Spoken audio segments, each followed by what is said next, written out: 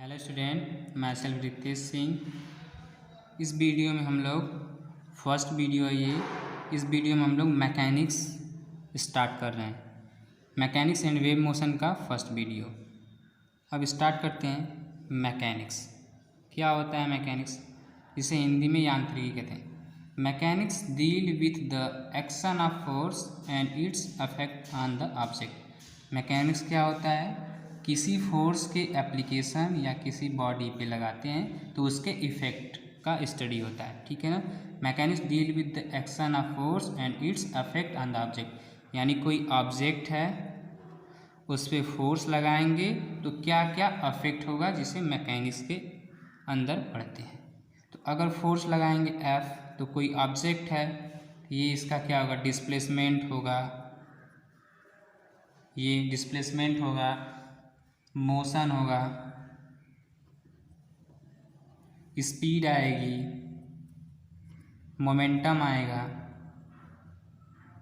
ये सब चीज़ें आ जाएंगी। तो इन सब के बारे में डिस्कस करते हैं। यानी किसी ऑब्जेक्ट पे फोर्स लगाएंगे तो उसके इफेक्ट को स्टडी करते हैं मैकेनिक्स के अंदर। अब देखते हैं मोशन क्या होता है, क्योंकि चैप्टर से स्टार्ट है motion, mechanics and wave motion. तो मोशन क्या होता है इसके बारे में जानना एकदम जरूरी। When an object their position change with time, position change with time, we say object is in motion। यानी कोई ऑब्जेक्ट है, जब कोई ऑब्जेक्ट है उसका पोजीशन चेंज हो रहा है टाइम के साथ, तो उसे हम क्या कहेंगे कि वो मोशन में है। जैसे कोई मान लो यहाँ पे पेड़ है, तो पेड़ से यहाँ तक कोई पोजीशन मान लेंगे x है। तो अगर कुछ हुआ कि ये अपना पोजीशन यहाँ से आ गया यहाँ तक, अगर वो चेंज कर रहा है तभी कहेंगे कि ये क्या है? मोशन में है। नहीं तो क्या कहेंगे कि ये रेस्ट में। अगर ये अपने पोजीशन को चेंज करेगा, स्थिति को यहाँ से यहाँ तक आएगा, तो क्या कहेंगे? ये मोशन में है। अब सेकेंड है rest. When an object does not change their position, we say object is in rest. यानी कोई ऑब्जेक्ट अपने पोजीशन को चेंज नहीं करेगा, यानी यहाँ है यहीं रहेगा इसके रिस्पेक्ट में, तो हम क्या कहेंगे कि वो रुका हुआ है या रेस्ट पे है। इतना क्लियर हो गया?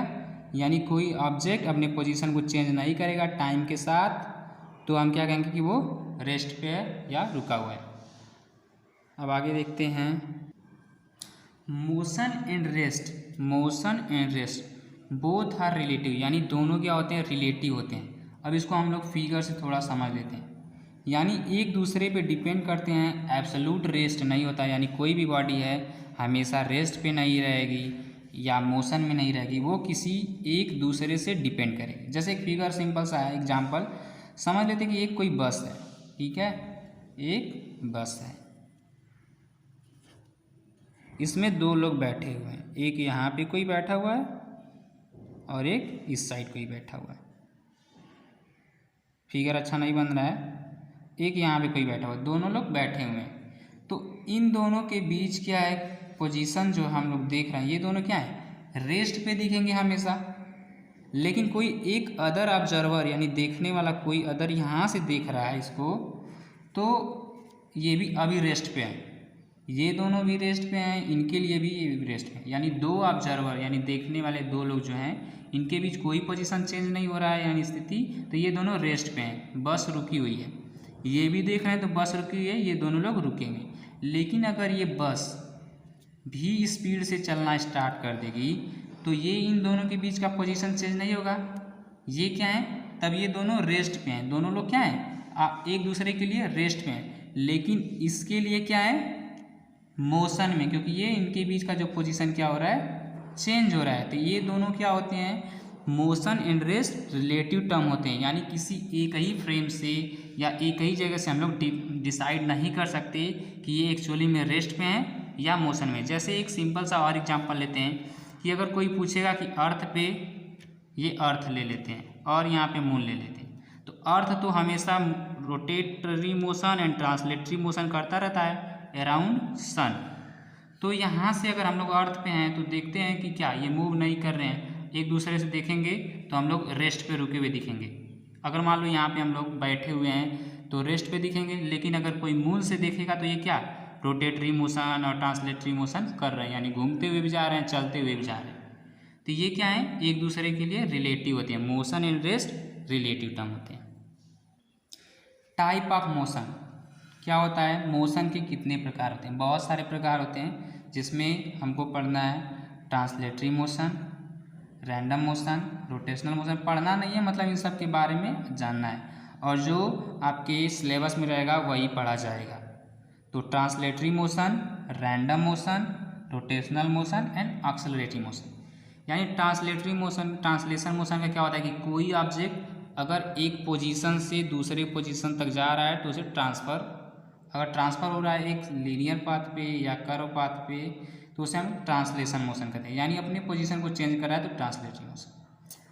अब क्या होता है, ट्रांसलेटरी मोशन 3 टाइप के होते हैं, रेक्टिलिनियर या सरल रेखी कहते हैं, सर्कुलर या वृत्ताकार, कर्वलिनियर या कर्व में कहते हैं, वक्राकार।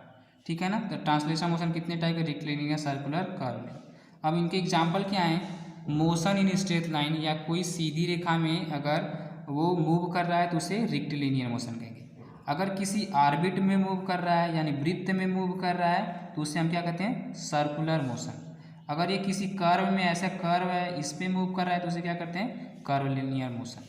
अब रैंडम मोशन क्या होता है, मतलब कि किसी भी दिशा में मोशन, उसको क्या कहते हैं, रैंडम मोशन। उसका एग्जाम्पल क्या है, मोशन ऑफ स्मोक पार्टिकल, यानी कोई गैस के पार्टिकल्स हैं किसी भी दिशा में मूव कर सकते हैं, ये रैंडम मोशन का एग्जाम्पल है। अब रोटेशनल मोशन, जैसे हमने अभी पीछे फिगर में बताया कि अर्थ क्या करता है, एक एक्सिस होता है, वो अपने एक्सिस के अराउंड रोटेट करता है, यानी घूमता रहता है, उस मोशन को क्या कहते हैं, रोटेशनल मोशन, जिसके कारण दिन या रात होता है। अब एक्सेलरेटिव मोशन, ये भी सिलेबस में वेव मोशन में पढ़ेंगे, जिसका एग्जाम्पल है एक्सेलरेटिव मोशन, किसी भी पोजीशन से, मीन पोजीशन से टू एंड फ्रो मोशन करना, जैसे कि पेंडुलम का मोशन। ये क्या है कि एक बार इस साइड जाता है, एक बार इस साइड जाता है, यानी पीरियाडिक मोशन होता रहता है, जिसे हम क्या कहते हैं, एक्सेलरेटिव मोशन। इसी में सिंपल हार्मोनिक मोशन भी पढ़ते हैं। अभी हमने पढ़ा था कि motion and rest are relative term.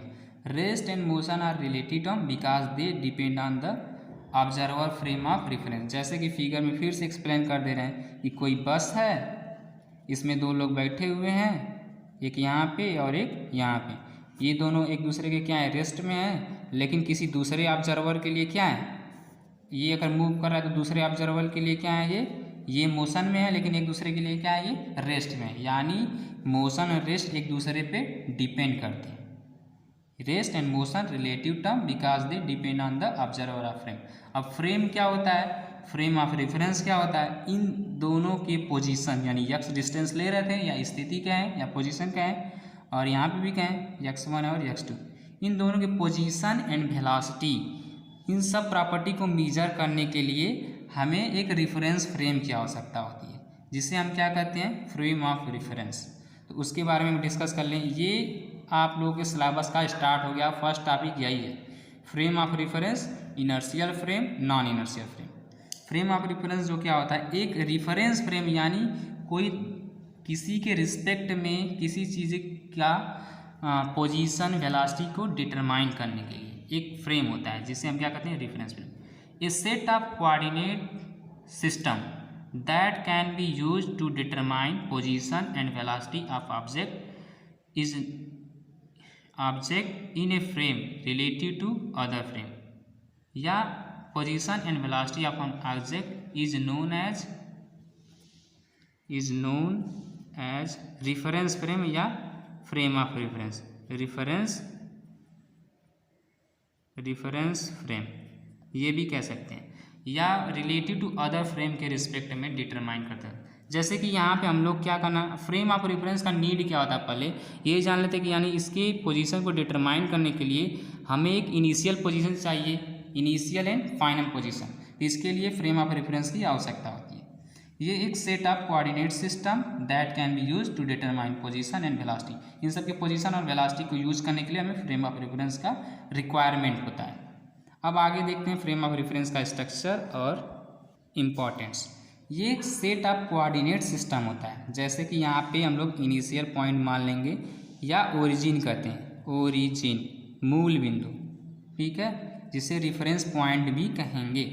अब यानी यहाँ से कोई यहाँ तक पोजीशन ले लिया हमने vector r, position vector r में ये 3 डायमेंशन में, और यहाँ पे कोई पार्टिकल है, इसके coordinate x y and z है। तो वेक्टर आर के जब लिखेंगे वेक्टर पोजीशन वेक्टर यानी स्थिति वेक्टर कहते हैं एक्स आई कैप प्लस वाई जे कैप प्लस जेड के कैप, ये पोजीशन वेक्टर हम लोग लिखते हैं। यानी एक्स से आई डायरेक्शन में है, ये डायरेक्शन दिखा रहा है एक्स वाई एंड जेड। ये क्या होता है कोऑर्डिनेट सिस्टम, जिसे हम क्या कहते हैं रेफरेंस फ्रेम। ये किसी एक पॉइंट का है, इसी तरह से कोई एक और रेफरेंस फ्रेम, अगर 2 सिस्टम है तो एक और रेफरेंस फ्रेम मान सकते हैं। अब इसके रिस्पेक्ट में हम लोग डिटरमाइन करते हैं। अगर यहाँ पे एक टाइम और जोड़ देते हैं, अगर टाइम भी मेजर करते हैं तो हम उसे क्या कहते हैं स्पेस टाइम रेफरेंस फ्रेम। अब रेफरेंस फ्रेम 2 टाइप के होते हैं, type of frame of reference.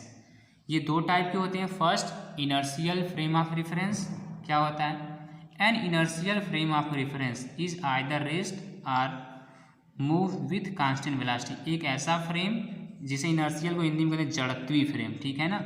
N inertial frame यानी जो जड़त्वीय फ्रेम होता है, या तो वो रुका हुआ हो या तो कांस्टेंट वेलोसिटी से एक समान वेग से वो मूव करता हो, तो उसे क्या कहते हैं इनर्शियल फ्रेम।